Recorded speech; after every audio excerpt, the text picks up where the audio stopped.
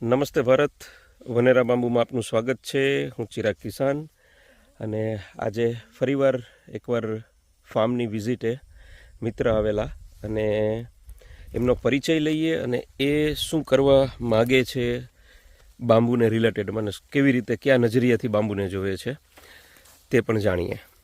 નમસ્તે, તમારો એક નાનકડો પરિચય અને આપણે ક્યાં છીએ અત્યારે? જી, મારું નામ ચેતન પટેલ, જી, ગામ કરસનગઢ, મૂળી તાલુકો.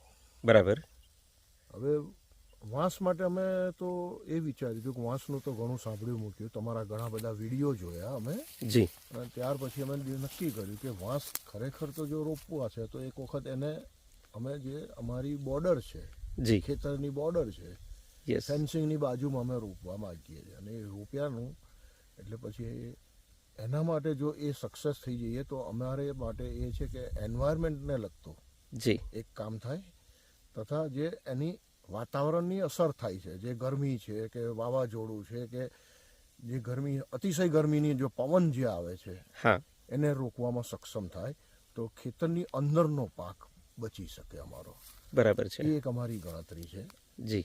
અને ત્યાર પછી અમારી ગણતરી એ રહે કે જ્યારે બરાબર એની પરિપક્વ ઉમ્ર થઈ જાય પછી એને અમે જે એના બાયોમાસ અથવા તો ટેકામાં અથવા તો જ્યાં હોય એવી રીતે વેચી. બરાબર. અને એ રીતે આર્થિક રીતે અમે એનું એ લઈ શકીએ. પણ એમના માટે અમારે 4 થી 5 વર્ષ રાહ જોવી પડશે. બરાબર છે. તમે પોતે અહીંયા જ રહ્યો છો અને ખેતી કરો છો કે કેવી રીતે છે? ના, હું અહીંયા નથી રહેતો. હું ખાલી અહીંયા વર્ષમાં 1 વખત કે 2 વખત વિઝિટ મારું. બરાબર છે. બાકી હું રહું છું પરદેશ. ઓકે. હું લંડન રહું છું. લંડન રહ્યો છો? ઓકે. અને અમારા આ એક વડીલ છે ભાનજીભાઈ, જી, એ બધું વધારે પડતું મેઇન ધ્યાન એ રાખે છે. બરાબર છે. અને અમારા વાસુભાઈ છે, જી, એ અમારો ભાગીદાર છે. ઓકે. એટલે એ રીતે અમે ચલાવીએ છીએ. મારી થકી જે છે, હું જોનાર દરેક વ્યક્તિઓને કહીશ કે તમે પણ જો ભારતમાં છો કે ભારતને બારે છો, તમારે ખેતીલાયક જમીન પડેલી છે અથવા તો ખેતી ત્યાં નથી કરતા, તો પણ તમે લોકો ત્યાં બાંબુની ખેતી કરી અને એક ઇન્કમનો સોર્સ જે છે પેદા કરી શકો છો. જો તમને બાંબુની અંદરમાં ખૂબ જાજો નફાકારક વસ્તુ ન દેખાતી હોય તો થોડાક જ એરિયાની અંદરમાં, તમારી પાસે 2 એકડ 5 એકડ કે 10 એકડ જમીન છે, તો એની માત્ર બાઉન્ડ્રી કરીને પણ તમે પોતે ત્યાં બાંબુ વાવશો તો તમારા ગામની આજુબાજુમાં બીજા 50 વ્યક્તિઓને ખબર પડશે કે બાંબુની પ્રજાતિઓ કેટલી હોય છે, આપણે ત્યાં કઈ પ્રજાતિ થાય છે. અને સમયગાળા જતાં જતાં 3-4 વર્ષે એ સક્ષમ નથી નવું કંઈ પણ કરવા માટે થઈને, પણ તમારા કારણે તમે કંઈક કરીને જાશો તો એમને ખ્યાલ આવશે કે હા, નેક્સ્ટ ફ્યુચર માટે ટિમ્બરનો કિંગ કયો કે એનર્જી સેક્ટરની અંદરમાં સૌથી આગળ કયો, એ બાંબુનો જે છે એ વપરાશ કરી અને આગળ થઈ શકે એમ છે.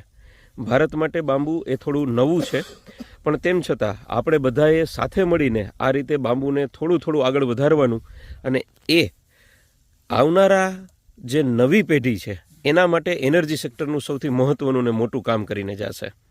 આજ અમે લોકો ચેતનભાઈના ત્યાં પણ ફાર્મ વિઝિટ કરેલું અને આજ દિગડિયા હળવદની બાજુમાં અહીંયા 100 વીઘાનું જે છે એ બાંબુનું પ્લાન્ટેશન થયેલું છે. એ બાંબુ પ્લાન્ટેશન જોવા માટે થઈને અહીંયા આવેલા.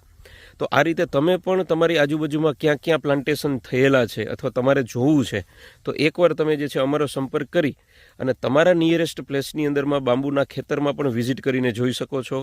ફાર્મરો નાની મોટી કેવી ભૂલું કરે છે. આપણે ત્યાં અગર જો કોમર્શિયલ ઇન્ટેન્સથી ફાર્મિંગ કરીએ છીએ તો નાના કયા તબક્કાની આપણે જરૂરિયાત રહીએ છીએ. તો ચાલો સાથે મળીને આપણે પણ ગુજરાતને હરુભરું બનાવીએ અને ગ્રીનરીની અંદરમાં બાંબુ વાવીને એક નવી શરૂઆત કરીએ. Thank you very much.